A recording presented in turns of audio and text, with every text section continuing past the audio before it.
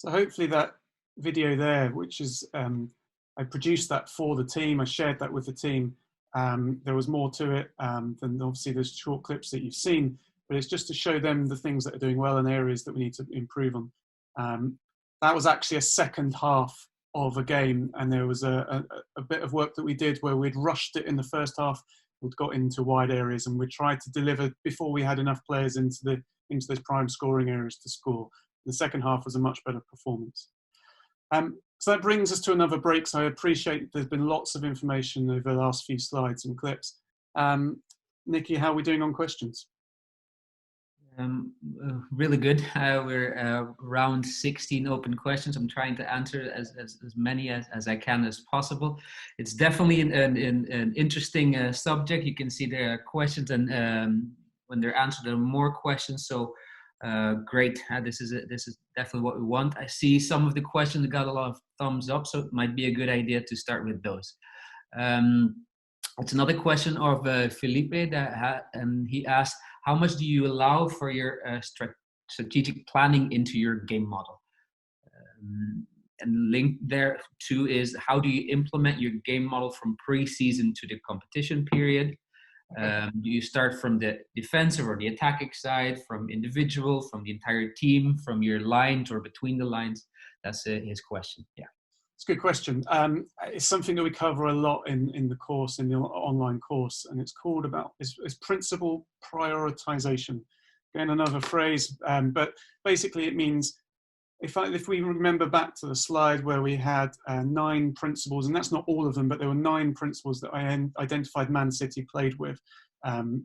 It would then be, as a coach, is identifying all of your principles and then prioritizing which is the most important principle to you.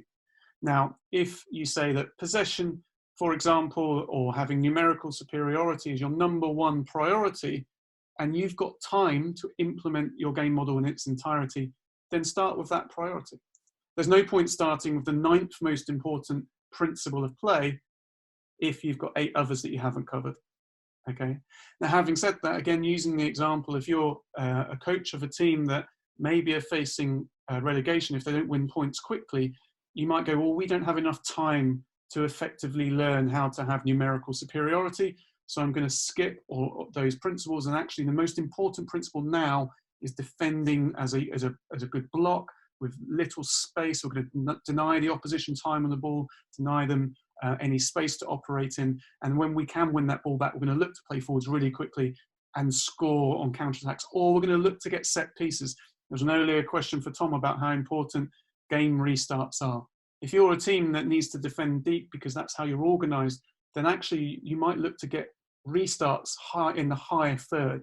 So if anyone's been watching Tottenham under Jose Mourinho recently and England in the 2018 World Cup, Harry Kane is a bit of an expert at winning free kicks. Okay, is he diving? Is he not diving? It's a debate, but he's incredibly good at getting his body across defenders so that they trip him. Okay, these aren't terrible fouls, but they get free kicks for his team in dangerous parts of the field, and that's part of their game model.